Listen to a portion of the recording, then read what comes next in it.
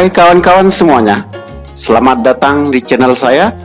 Kali ini saya akan mengajak Anda untuk mengenal manfaat ekologi hutan mangrove dan upaya konservasinya di kawasan Sekotong, Kabupaten Lombok Barat.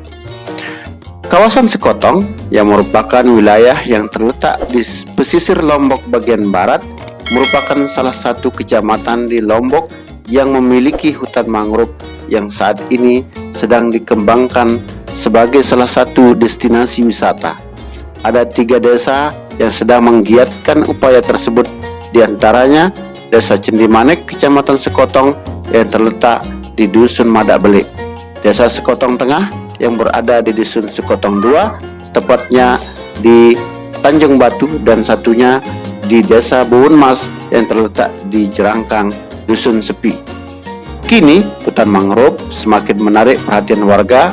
Namun, tahukah Anda, di balik keindahan panorama hutan mangrove tersebut, masih banyak lagi manfaat yang bisa dinikmati masyarakat sekitar. Tumbuhan yang hidup di hutan mangrove bersifat unik karena merupakan gabungan dari ciri-ciri tumbuhan yang hidup di darat dan di laut.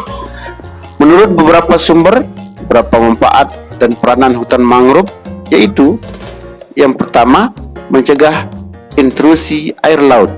Akar-akar pohon bakau yang banyak dapat berfungsi mengendapkan lumpur sehingga dapat mencegah terjadinya perembasan air laut ke tanah daratan. Dengan demikian, air tanah tidak menjadi payau dan tetap layak dikonsumsi. Yang kedua, mencegah erosi dan abrasi pantai. Sifat dan bentuk akar mangrove tersebut juga ternyata efisien dalam melindungi tanah di wilayah pesisir, sehingga dapat menjadi pelindung pengikisan tanah akibat air, baik melalui aliran permukaan atau yang kita sebut dengan erosi, maupun akibat hempasan ombak dari laut yang kita kenal dengan istilah abrasi. Yang ketiga, sebagai pencegah dan penyaring alami. Akar pohon bakau yang berlumpur ternyata juga dapat mempercepat penguraian limbah organik yang terbawa ke wilayah pantai. Demikian juga dengan bahan-bahan kimia yang sering mencemari laut seperti minyak, deterjen dapat lebih cepat terurai sehingga mengurangi dampak bagi biota laut yang hidup di sekitarnya serta bagi manusia. Di samping itu, pohon bakau juga dapat menjadi penghalang alami terhadap angin laut yang kencang pada musim tertentu yang berpotensi merusak pemukiman penduduk. Yang keempat, sebagai tempat hidup dan sumber makanan bagi beberapa jenis satwa. Beberapa jenis hewan seperti biawak, kura-kura, monyet, burung, ular, dan lain sebagainya sangat cocok tinggal di sekitar hutan mangrove yang berfungsi menjaga keseimbangan ekosistem. Beberapa jenis hewan laut yang biasanya dikonsumsi warga seperti ikan, udang, kepiting, dan siput juga banyak tinggal di daerah ini, sehingga dapat meningkatkan pendapatan. Akar tongkat pohon mangrove memberi zat makanan bagi hewan, ikan, dan invertebrata yang hidup di sekitarnya. Ikan dan udang yang ditangkap di laut dan di daerah terumbu karang sebelum dewasa memerlukan perlindungan dari predator dan suplai nutrisi yang cukup di daerah mangrove ini. Beberapa jenis hewan darat berlindung atau singgah bertengger dan mencari makanan di habitat mangrove. Yang kelima, berperan dalam pembentukan pulau dan menstabilkan daerah pesisir. Hutan mangrove seringkali dikatakan pembentuk daratan karena endapan dan tanah yang ditahannya menumbuhkan perkembangan garis pantai dari waktu ke waktu. Pertumbuhan mangrove memperluas batas pantai dan memberikan kesempatan bagi tumbuhan terestrial hidup dan berkembang di wilayah daratan. Hutan mangrove di Indonesia kini tidak luput dari permasalahan lingkungan. Akibat pengolahan yang buruk, ekosistem hutan mangrove di pesisir pantai terancam punah sehingga akan mempercepat proses abrasi pantai, dan dalam beberapa tahun ke depan garis pantai akan lebih cepat bergeser ke arah daratan. Dalam mengatasi hal ini, PSP NTB bekerja sama dengan World Neighbor dan Kementerian Lingkungan Hidup dan Pemda Lombok Barat, Pemda Sindimanek bersama kelompok masyarakat penanggulangan bencananya beberapa tahun terakhir ikut serta menanam sekitar 10.000 anakan mangrove di Desa Cendimanek, Kecamatan Sekotong, Lombok Barat, dan saat ini sudah mulai tumbuh semakin baik.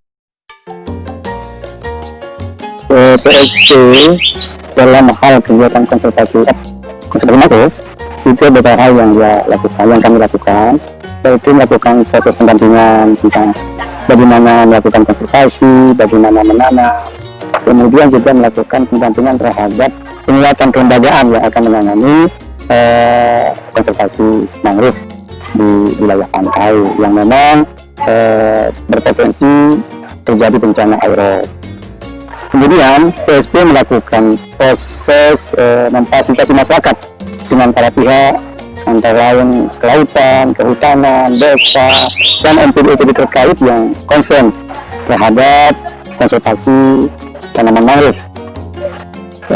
Selanjutnya juga memberikan fasilitasi tentang penyediaan bibit kepada masyarakat untuk menambah populasi mangrove dan memperluas area penanaman mangrove di sekitar pantai. Itu yang dilakukan oleh PSP. Kemudian selalu melakukan monitoring, kunjungan, secara partisipasi dengan masyarakat. Yang lain juga ada beberapa lembaga tertarik untuk melakukan tes pengembangan, dan kita bersinergi mitra dengan lembaga-lembaga baik lokal, regional maupun internasional. Itu yang selalu dilakukan oleh PSP. Sehingga ke depan mangrove ini sangat dirasakan manfaatnya oleh masyarakat. Selain itu juga PSP juga akan mencoba melakukan proses pendampingan terhadap masyarakat terkait dengan bagaimana pasca panen dari hasil mangrove, sehingga betul-betul ada kegiatan yang produktif dari tanaman mangrove tersebut. Nah, itu selalu kita PSP lakukan dan melakukan komunikasi, pendampingan, mencari peluang-peluang terhadap pengembangan mangrove.